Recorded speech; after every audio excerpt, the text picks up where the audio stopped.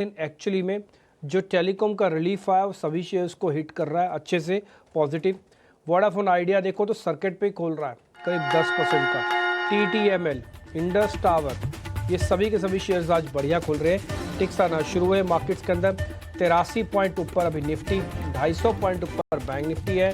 थोड़ा bank Nifty को और जोर लगाना चाहिए, अब नहीं तो फिर कब। वैसे वाले मामले के हिसाब से बाजार चले तो बहुत अच्छा होगा और मेरे को लग रहा है कि बढ़िया एक रिलीफ भी मिलेगा।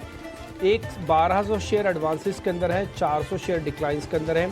कहने का मेरे मतलब ये है कि एडवांस डिक्लाइन की रेशो 1:3 की आई, अच्छी चीज़ है, बट बाजार थोड़ा ज़ोर से खींचे मार्केट को तब मज़ा है। ये 100 ग्राम वजन डालने से 100 ग्राम वजन घटाने से अब असर ही नहीं हो रहा। अब आपको थोड़ा लोड ज़्यादा चाहिए, यानी कि थोड़े सा परफॉर्मेंस मार्केट की बैक टू बैक अच्छी हो और कई दिनों तक चले, तब फिर मज़ा आएगा। नहीं तो ये तो वैसे ही है, आप तो 10 दिन पहले भी ऐसा देख रहे थे मार्केट और आज भी ऐसा देख रहे हो।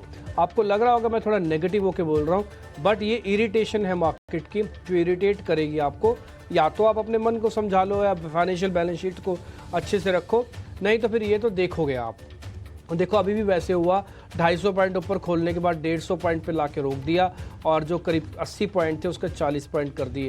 तो जो आपको गैप मिला उसका 50% आपने 3 मिनट भी नहीं लगाए साफ़ करने में, वो साफ़ कर देंगे। तो एक्चुअली में आपको जो गैप मिला उसमें डबल कर देना चाहिए था अगर आपको चलने की मंशा होती, नीयत साफ़ होती तो।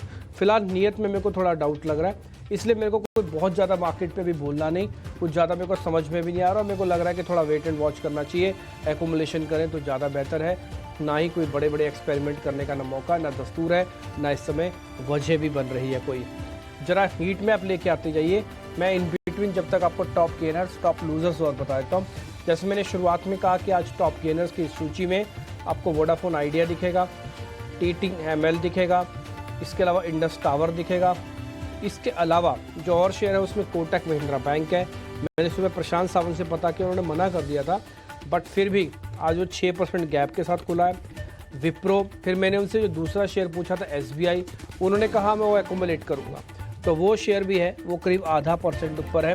रिलायंस भी आज करीब 0.5% ऊपर, भारतीय एयरटेल भी 0.5% ऊपर है। रिलायंस और भारतीय एयरटेल को ये जो माफ़ी हो रही है उसका बहुत बड़े बेनिफिशियरी ये नहीं है, इसलिए इनकी परसेंटेज कम है। सेक्टर का बेनिफिट आता वो एक अलग बात है, लेकिन सबसे बड़े बेनिफिशियरी वोडाफोन आइडिया है, जो इसी चीज़ को चाहते थे वो हो गया सरकार की तरफ से। इसलिए वोडाफोन आइडिया आप देखेंगे क्या शानदार मूवमेंट के साथ करीब 10% ऊपर लॉक है इस समय, तो उसके बाद शायद खुलेगा तो 5% और ऊपर जाएगा। फ्यूचर्स इसके अवेलेबल हैं।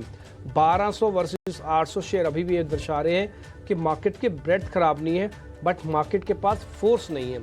वो फोर्स की बेहद सख्त रिक्वायरमेंट है इस समय, और वो बैक टू बैक चाहिए, कई दिन तक चाहिए, और आपको कम से कम शॉर्ट्स को डिप्लीट यानी कि हटाना होगा सिस्टम से। ये शॉर्ट सिस्टम में पड़े रहेंगे, आप कितना ही ऊपर नीचे कर लो, ये फिर आपका प्रेशर बना के आपको नीचे धकेल देंगे और आप सिर्फ देखते रह जाओगे, फिर कोसते भी रह जाओगे। ना कोसो, ना दिक्कत में आओ, ना परेशान हो, एक चीज़ चेक करते रहो कि ओपन इंटरेस्ट में से कितनी छटाई हो रही है और उसमें से शॉर्ट्स कितने जा रहे हैं। तुरंत हीट मैप लेके आइए स्क्रीन पर। निफ्टी का हीट मैप आपकी स्क्रीन पर है। विप्रो, कोटक महिंद्रा बैंक, SBI आपको ऊपर दिख रहा है, रिलायंस इंडस्ट्रीज ऊपर दिख रहा है। अच्छी चीज़ यह है कि जो हम आपको सुबह 6 शेयर्स दिखाते हैं उसमें से मेरे को इसी स्क्रीन पर करीब 1 शेयर तो दिख ही गया, रिलायंस इंडस्ट्रीज, जो अभी भी ऊपर है। इसके अलावा बैंक्स में अभी ICICI बैंक का पार्टिसिपेशन आना बाकी है, ये और आ जाए। एक्सेस अपनी गिरावट को कम कर दे पोस्ट नंबर्स, तो किसने लास्ट सेशन में भी काफ़ी मूड खराब किया था, आज भी बाकायदा लाल निशान में। अगर ICICI और एक्सेस भी कन्वर्ट हो जाए और HDFC के अंदर कोई डैमेज ना हो तो आज बैंक निफ्टी अच्छा मूवमेंट दे सकता है, बट कंडीशन अप्लाइड है। ये सब हाइपोथेटिकल सिचुएशन जो मैं आपको बता रहा हूँ ये वो है, लेकिन जब होगा तब होगा, तो आप ध्यान रखना इस बात का।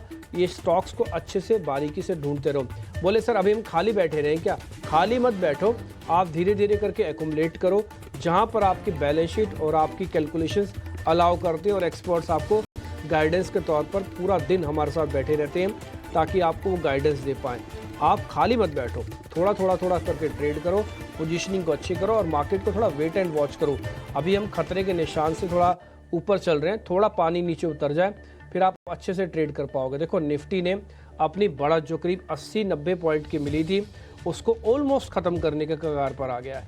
20 से 22 पॉइंट है। पहले तो आपको ओपनिंग नहीं मिलती, ओपनिंग अच्छी मिल जाती है, आप टिकाते नहीं हो, फिर बोलते हो सर कि आप हम तो बड़े परेशान इस मार्केट के अंदर। परेशान कैसे नहीं हो गया आप तो लॉन्ग ही खेलते हो, आप तो शॉर्ट्स खेलते नहीं। देश का 90% रिटेलर्स लॉन्ग खेलता है, लॉन्ग लेता है, और लेना भी चाहिए।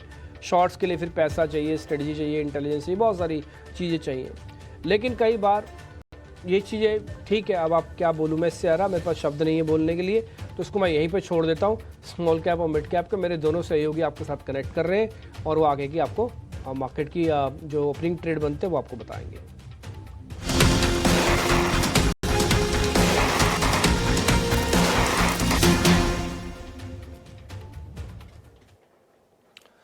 तो दमदार शुरुआत के बाद ऑलमोस्ट अपने गेंस को लूज करता हुआ निफ्टी अब जो तेजी रह गई है 0.06% की रह गई है। 13 अंकों पर आपको निफ्टी दिखेगा। निफ्टी बैंक पे हालांकि थोड़ी तेजी ज्यादा है, 250 अंकों की मजबूती दिखेगी। कोटक बैंक और विप्रो ये 7.5 से 8% ऊपर है, लेकिन उसके बावजूद अगर आप इंडेक्स की हालत देखेंगे तो वो नरम ही दिखेगी, क्योंकि वेटेज के लिहाज से ये टॉप 10 कंपनीज में शामिल नहीं है निफ्टी में। इसके चलते आपको इनकी तेजी का ज्यादा फर्क दिखेगा नहीं। लेकिन फटाफट ये समझ लेते हैं कि मौके अभी कहां पर बन रहे हैं। हमारे सारे के सारे एक्सपर्ट्स तैयार हैं। शुरुआत शिवांगी आपसे करना चाहेंगे, बताइए क्या है आपका ओपनिंग ट्रेड?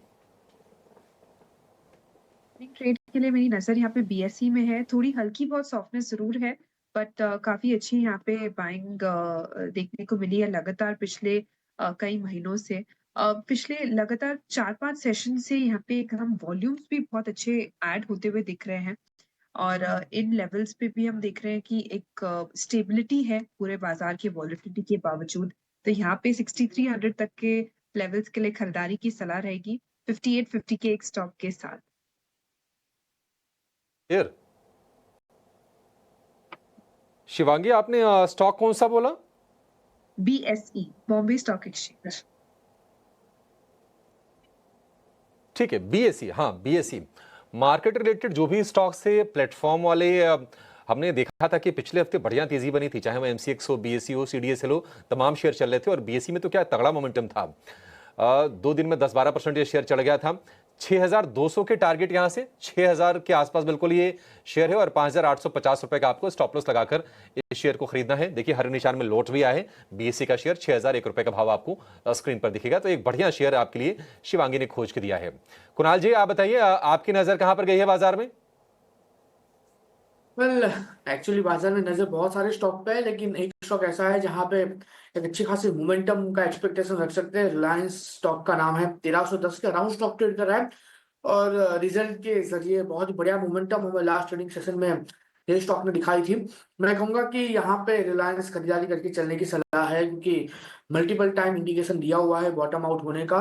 सो मेरा नजरिया ना ही सिर्फ ट्रेडिंग के लिहाज से, मैं कहूंगा short term, medium term, long term के लिहाज से रिलायंस को प्रेजेंट लेवल पे ऐड करके चलना चाहिए। फिलहाल स्टॉक 1310 के अराउंड है, खरीदारी करके चलिए। नीचे में 1280 का हम यहाँ पे हैसल मेंटेन करके चलेंगे। ऊपरी लेवल की बात करें तो एक अच्छी खासी मोमेंटम हमें देखने को मिल सकती है। सबसे पहला टारगेट 1335 होगा, जो इसका एक हिडन रेजिस्टेंस है, और 1335 जैसे ही क्रॉस होता है 1370 तक के लेवल हमें आने वाले दिनों में देखने को मिल सकते हैं। तो रिलायंस पे फोकस करके चलने की सलाह है, और बॉटम आउट हो चुका है ऐसा लग रहा है। सो जिनकी ऊपरी लेवल पे खरीदारी है उनको यहाँ पे एवरेज करके चलने की भी सलाह रहेगी। ठीक है, 1300 रुपए के ऊपर रिलायंस निकला है। हमने देखा था कि ये टॉप गिनेस में शामिल था शुक्रवार को, और नतीजों के बाद बढ़िया चला, 2.5% के आसपास की मजबूती आई थी रिलायंस के शेयर में। और उस मोमेंटम को ये जारी रखते हुए शेयर अब 1300 रुपए के ऊपर निकल गया। 1335 1370 के दो टारगेट कुणाल जी की तरफ से। 1290 रुपए का स्टॉप लॉस आपको लगा के चलना है। तो ये दो शेयर हो गए। एक और शेयर चेक करवा लेते हैं, और वो है शिवांगी, जरा डिक्सन टेक चेक कीजिए। आज डिक्सन टेक के नतीजे आएंगे। हमने अगर हम पिछले तिमाही की अगर हम बात करें तो कई बड़े ग्लोबल करार भी किए थे डिक्सन टेक ने। आप जरा बताइए कि कैसा लग रहा है आपको चार्ट पर डिक्सन टेक? क्या नतीजों से पहले कोई पोजीशन लेनी है? जी बिल्कुल, डिक्सन में कल फ्राइडे के सेशन में भी हमने देखा था कि 4.5% से ज्यादा ऊपर इंटरेस्ट एडिशन हुआ है लॉन्ग साइड में। तो बिल्कुल यहाँ पे एक स्ट्रेंथ डेरिवेटिव्स डेटा वाइज भी बनते हुए दिख रही है। ओवरऑल अगर हम टेक्निकली बात करें तो वीकली बेसिस पे एक लोअर टॉप्स का नेगेशन देखने को मिला है लगातार पिछले 4 हफ्तों का।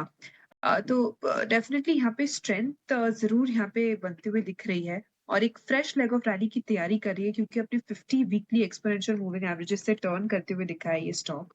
तो डेफिनेटली मेरी राय रहेगी कि हम इसको ऐड करने की सलाह रखें। आईटी स्टॉक्स, आईटी क्षेत्र जो है, वो काफ़ी बज़ में भी रहेंगे दिग्गज के हेवीवेट्स के रिज़ल्ट्स के वजह से। तो यहाँ पे 18,000 तक की जगह बनती हुई दिख रही है, वहाँ के लिए हम खरीदारी करें 17,000 के एक स्टॉप लॉस को लगाते हुए।